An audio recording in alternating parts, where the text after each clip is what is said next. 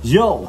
What's up again mga kakusot, mga karpintero at mga karpintera, and you're now watching here again in our channel Karpintero Pinoy TV by GCS Woodworks. So and guys, for today's vlog, meron naman sa atin tumawag at tumapit at gustong magpagawa sa atin.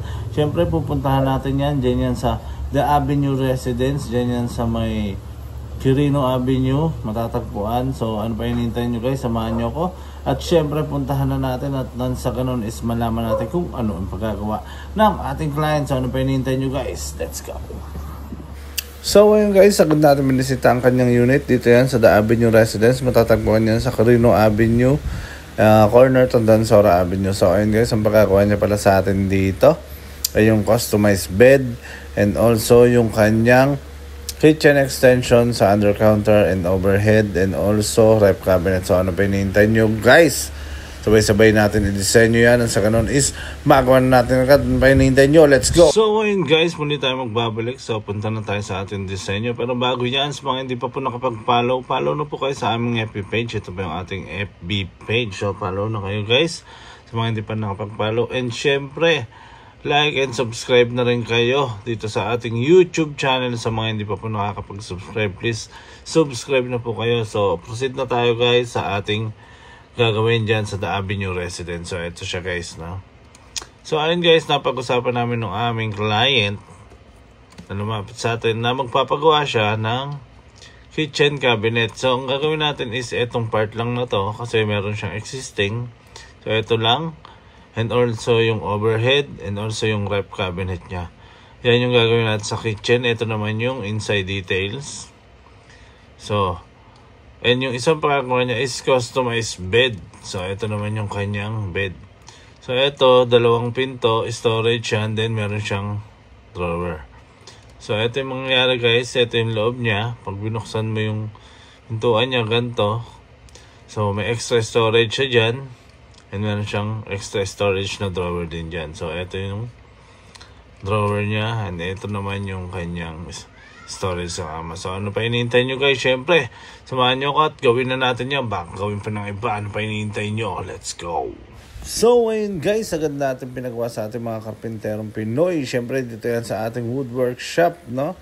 Ang ating proyekto dyan sa The Avenue Residence sa Quirino Avenue. At ito na nga guys, nabuo na agad ang ating kitchen cabinet and also yung kanyang kama. So, ang finish ng ating kitchen is laminate and yung kama naman natin is paint finish. So, makikita nyo mamaya kung ano yung kalalabasan. So, proceed na tayo sa delivery guys. O, ayan na tayo guys, no? Ihati na natin yan agad at sa ganun is makasal natin sa kanyang unit. So, ready na rin yung mga karpinterong Pinoy natin sa bakbakan na gagawin dyan sa The Avenue Residence. Dyan yan sa Quirino Avenue. So, ano yung pinahintay nyo guys? Sabay-sabay natin ikabit yan. At ito na nga guys. So, you can see, ito na yung kanyang bed. And nakabit na rin yung kanyang overhead cabinet and also kitchen extension. Ang kulang na lang natin dyan guys is yung retouching and yung final paint ng ating kama. So ayun guys, kung excited na kayo, syempre mas excited na kami. Sabay-sabay natin panoorin. Panihintay nyo, let's go.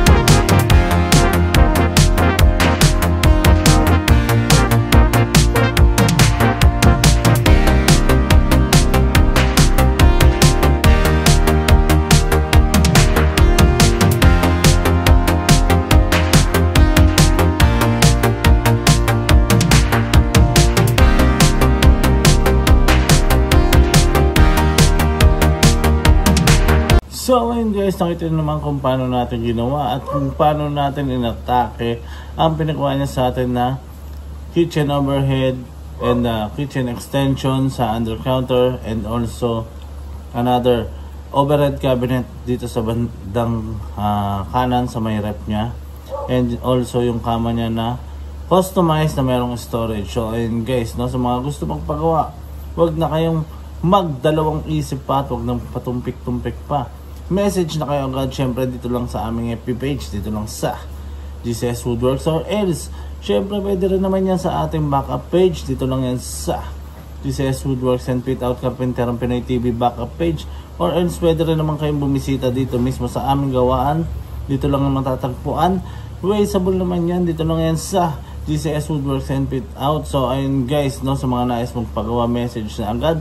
And syempre sa mga hindi pa nakapag-subscribe, please like, share, and subscribe. Please click the notification bell below para updated kayo sa mga bagong videos na ilalabas natin. Ayun guys, no, na may patuloy ng tangkilikin ng Gawang Pinoy Tatak Pinoy dahil yan ang Carpinterong Pinoy TV by GCS Woodworks. So ayun guys, maraming salamat sa mga patuloy na nanonood at patuloy na tumatangkilik sa ating proyekto.